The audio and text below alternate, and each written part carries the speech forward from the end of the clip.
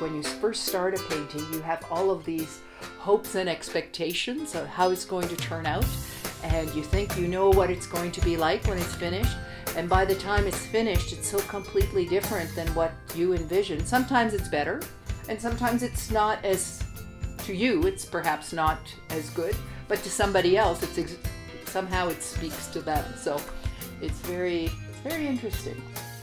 I paint Alberta landscapes, and the grain elevators are something that I think most people know me for, because in 2005, for Alberta Centennial, I decided, and I wanted to do 100 that year to commemorate the last 100 years.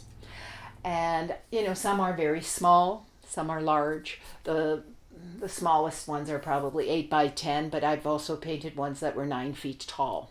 There's one downtown that's hanging in one of the plus 15s.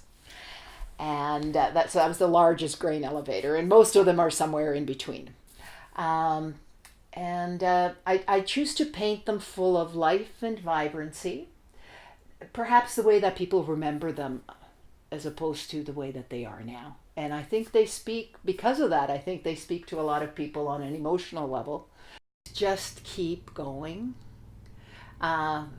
I think if you put enough energy into anything, eventually you'll get good.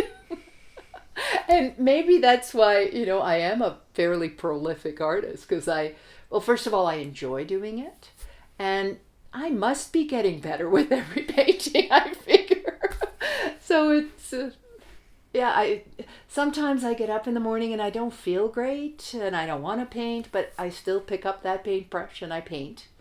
And those days, I'm surprised when those days are the days that I produce pieces that I really love, because there are days when you can't wait to get up and start painting and nothing comes out.